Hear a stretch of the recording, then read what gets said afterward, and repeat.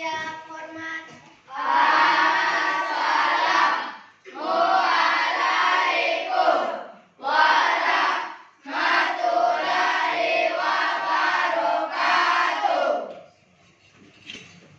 Sebelum belajar, marilah kita berdoa sama-sama. Berdoa dimulai.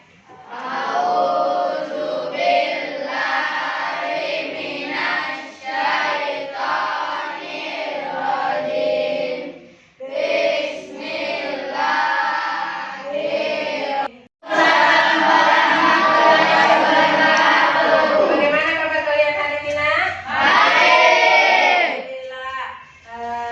Kita harus selalu bersyukur karena kita selalu diberikan sekolah apa? Ilmu. Oke, sebelum kita melanjutkan pembelajaran pada hari ini, Ibu ingin memberikan kalian sesuatu supaya kalian lebih fokus dan rileks. Apa itu? Yaitu mendengarkan musik, ya. Coba tutup mata kalian sambil mendengarkan musik ini. Atur nafas kalian, tarik nafas, hembuskan, tarik nafas, hembuskan, ya. Dengarkan.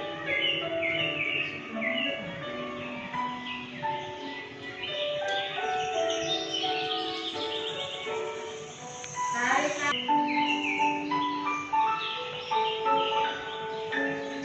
Kita sudah belajar tentang perbandingan. Ibu sudah menjelaskan tentang perbandingan. Ada yang masih ingat tentang konsep perbandingan?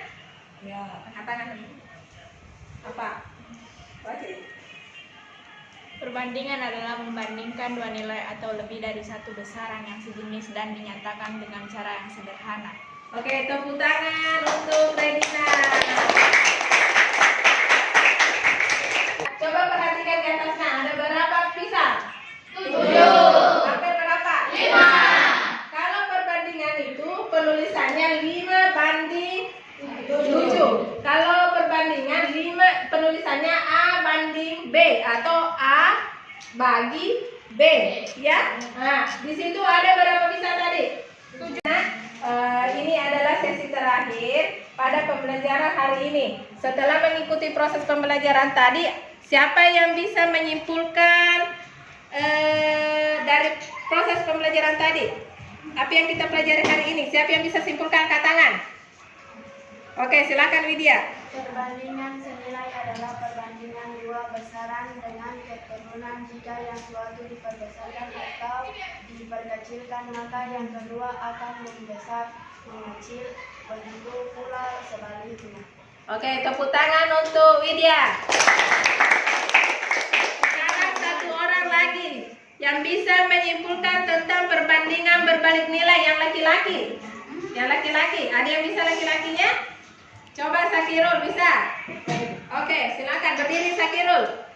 Berdiri, nak, berdiri. Perbandingan berbalik nilai adalah? Perbandingan berbalik nilai adalah perbandingan dengan ketentuan jika yang satu diperbesar, maka yang kedua mengecil. Begitu pula sebaliknya. Oke, tepuk tangan untuk Sakirul. Ulang. Sebelum kita meninggalkan kelas ini, Ibu mau tanya, kalian senang tidak mengikuti pelajaran hari ini? Alhamdulillah. Sampai jumpa di pertemuan berikutnya. Ibu harap kita dalam kondisi yang sehat walafiat. Belajar yang baik di rumah, ya? Oke. Assalamualaikum warahmatullahi wabarakatuh. Waalaikumsalam warahmatullahi wabarakatuh. Sudah. Oke, Ibu Maya. Iya, Pak. Saya tadi sudah observasi Ibu Maya berkaitan pembelajaran Ibu Maya di lab tadi, ya. Sekarang Ibu Maya begini. Kira-kira setelah Ibu Maya melakukan sesi pembelajaran di lab tadi ini, perasaan Ibu Maya seperti apa, ya? Bagaimana kira-kira? Kalau mengenai dengan perasaan saya senang, Pak, karena apa yang menjadi tujuan pembelajaran saya tercapai. Apa yang saya inginkan bisa saya tujuan pembelajaran yang saya inginkan kepada siswa tercapai. Tercapai. Iya. ketercapaian Ibu Maya ini, menurut Ibu Maya itu ketercapaian pembelajaran yang disampaikan ke siswa ini seperti apa itu yang Ibu Maya maksud itu? Apakah ada respon anak-anak, oh dia mengerti ini? Ya, saya sedikit mengulas kembali tadi metode langkah-langkah pembelajaran yang saya gunakan. Yang pertama, kenapa saya katakan tercapai? Karena pembelajaran yang saya gunakan tadi sesuai dengan RPP, sesuai apa yang saya rencanakan. Mulai dari langkah-langkah, pertama tadi saya melakukan mindfulness dengan menggunakan teknik stop itu. Saya berusaha supaya siswa ini dia relax, supaya nanti pembelajaran dia fokus, tidak ada lagi yang dia ingat-ingat di luar sana. Jadi saya menggunakan teknik stop sebelum memulai pembelajaran. Yang kedua, saya melakukan hak persepsi, mengingatkan kembali materi yang kemarin dengan mengaitkan ke materi yang saya pelajari, yang dipelajari hari ini yang tadi. Jadi Ibu Maya merancang memang dengan betul-betul, ya saya perhatikan pun demikian tadi Ibu Maya ya. Kemudian Ibu Maya yang kedua misalnya begini, adakah Ibu Maya merasakan pada saat proses pembelajaran yang dipimpin langsung oleh Ibu Maya ini mendapati kendala di dalam proses pembelajaran tadi? Apakah ada menurut Ibu Maya, oh saya kesulitan di sini, kendalanya saya di sini seperti apa? Dalam proses pembelajaran yang tadi saya laksanakan itu ada sedikit kendala, Pak. Yang pertama, dalam proses pengelompokan pertamanya kan saya menggunakan metode pembelajaran yang diferensiasi. Dengan cara mengelompokkan siswa dengan kebutuhannya, saya tidak mengelompokkan siswa dengan saya mendiagnostik, ada diagnostik awal, dan tapi saya tidak mengelompokkan dengan apa namanya kinestetiknya apanya tidak, tapi saya mengelompokkan siswa dengan kebutuhan belajarnya. Ada yang lebih, ada yang sudah menguasai, ada yang sedang, ada yang kurang. Jadi saya mengelompokkan 3 kelompok. Nah, kendala saya di sini yang di kelompok yang belum paham sama sekali. Nah, di situ perlu bimbingan full. Ada bimbingan ekstra yang harus saya lakukan. Di kelompok yang terakhir tidak paham. Iya. Nah, terus yang saya nilai juga adalah keaktifan siswa dalam berkelompok, dalam berdiskusi. Nah, di kelompok yang terakhir ini yang belum paham, keaktifannya kurang. Maksudnya tidak ada interaksi antara siswa. Oke, jadi saya menggarisbawahi bahwa kendala Ibu Maya ini terdapat pada pengelompokan kelompok terkhusus terhadap yang belum mampu ya. Interaksinya, masih kurang. Artinya belum hidup ya, seperti itu saya katakan. Jadi terus strategi Ibu Maya untuk memecahkan kelompok yang belum paham ini, tindakan-tindakan Ibu Maya untuk lakukan untuk memperbaiki ini supaya mereka di kelompoknya ini hidup, sama-sama berkolaborasi, sama-sama istilahnya berdiskusi mengenai tugasnya, ada interaksinya seperti apa? Yang saya lakukan itu yang pertama saya mendampingi si kelompok ini, tapi tidak mendampingi secara full. Saya mendekati si anak tersebut, apa-apa yang dibutuhkan begitu, menjelaskan seperlunya dan memberikan motivasi supaya berdiskusi satu sama lain. Maksudnya mereka berdiskusi dulu. Jika hasil keputusannya belum fix, baru bertanya ke saya, ke ibu guru begitu. Saya memberikan kesempatan kepada mereka untuk berkolaborasi dulu, begitu Pak. Sebelum dia bertanya ke saya. Jadi tidak langsung, misalnya ada yang tidak diketahui langsung bertanya ke saya.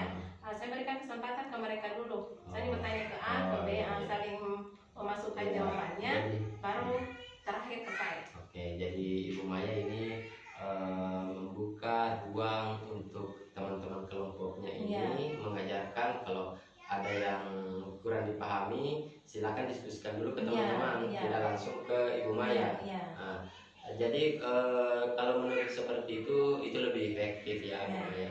Kemudian setelah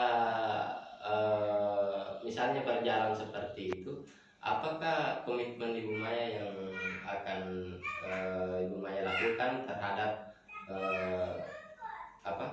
kelompok yang belum paham ini? Kalau komitmen saya untuk tindak lanjut yang akan saya lakukan untuk yang si kelompok yang ketiga ini, saya memberikan pembelajaran tambahan, maksudnya materi-materi yang bisa menambah pengetahuannya tentang materi tersebut. Kan ceritanya dia ketinggalan, jadi saya memberikan tambahan kepada dia. Tambahan materi ya. Oke, jadi Ibu Maya selain itu, bagaimana Ibu Maya mengajak, memancing mereka untuk saling berdiskusi sebelum bertanya langsung ke Ibu Maya. Ibu Maya juga berkomitmen untuk memberikan pelajaran atau materi modul-modul kepada yang sesuai kemampuannya, Pak. Dalam hal ini sesuai kemampuannya. Saya tidak memberikan di sini kan ada 3 kelompok, paham, sedang, dan yang kurang mampu. Nah, yang kurang mampu ini saya tidak langsung memberikan dia materi yang sulit, tidak. Dia bertingkat. Dari betul-betul yang sesuai kemampuannya. Nah, nanti dia menyusul, kalau dia sudah paham sedikit demi sedikit, baru saya kasihkan soal yang di atasnya lagi. Oke, jadi secara bertahap. Ya, supaya ada dalam diri siswa itu muncul motivasi bahwa saya bisa, meskipun mungkin temannya yang memang anggap itu mudah, tapi dalam artian siswa ini kalau kita kasih siswa muda, dia mampu menyelesaikannya dengan baik, maka ada kepercayaan diri yang timbul pada siswa, akhirnya dia bisa menjawab pertanyaan-pertanyaan berikutnya. Oke, begitu. Luar biasa komitmen Ibu Maya ya untuk membuat kelompok yang kurang paham ini sebuah tantangan buat Ibu Maya. Bagaimana Ibu Maya lebih berkreasi lagi untuk menunjukkan perubahan kepada kelompok ini. Mungkin itu saja Bu Maya. Terima kasih atas waktunya. Dan sekian dari saya, semoga sukses Ibu Maya. Terima kasih. Assalamualaikum Bu Maya. Selamat. Waalaikumsalam Pak, terima kasih atas masukan-masukan yang telah diberikan kepada saya. Ya, sama-sama. Action. Baik Pak Erwin, Iya. Ibu Maya, ya luar biasa tadi saya mengamati jalannya kegiatan coaching tadi, coaching supervisi akademik ya. Di sini Pak Erwin selaku coach dan juga Ibu Maya selaku coaching. Saya mengamati ini luar biasa. Dari awal bagaimana Pak Erwin sudah menerapkan metode dengan mengikuti alur Tirta, mulai dari menanyakan bagaimana refleksinya, kemudian apa yang menjadi tujuan, kemudian dengan pertanyaan-pertanyaan yang diajukan oleh coach dalam hal ini Pak Erwin, itu membuat Ibu Maya mengemukakan apa yang menjadi kesulitan, kemudian juga dengan pertanyaan-pertanyaan dari Pak Erwin selaku coach Putra dan Koci. Di situ akhirnya Ibu Maya juga menemukan sendiri solusinya. Ditambah lagi akhirnya terjadi percakapan yang menstimulus coaching untuk bisa melaksanakan rencana tindak lanjutnya, komitmennya. Sudah luar biasa sekali kalau menurut saya, sudah sangat tergambar bahwa memang Pak Erwin sudah mampu melaksanakan coachingnya, sudah sangat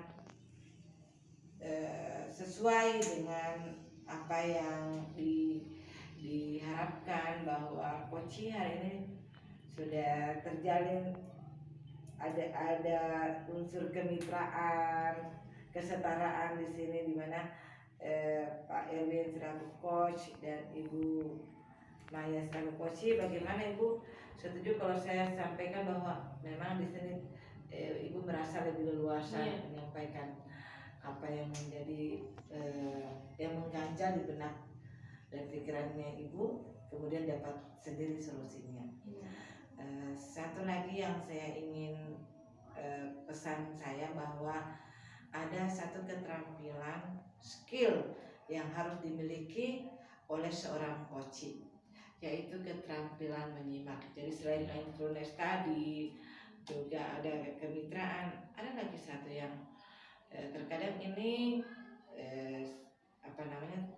kita mungkin agak terluput dari kita, bahwa yang kita miliki itu adalah kemampuan menyimak. Jadi seorang coach ketika coach menyampaikan apa masalahnya dan sebagainya sampai di akhir itu betul-betul kita menyimak dengan sebaik-baiknya apa yang disampaikan oleh coach.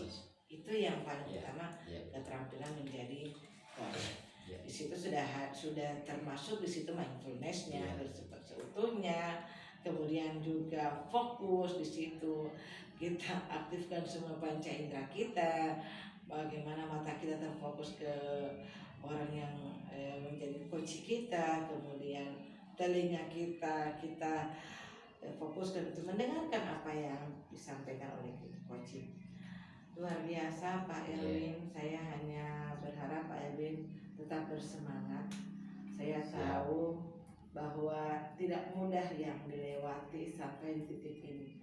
Akan tetapi Ibu Maya Ibu Maya juga meskipun hari ini melakoni coaching, tapi Ibu Maya kan juga adalah calon juru penggerak juga.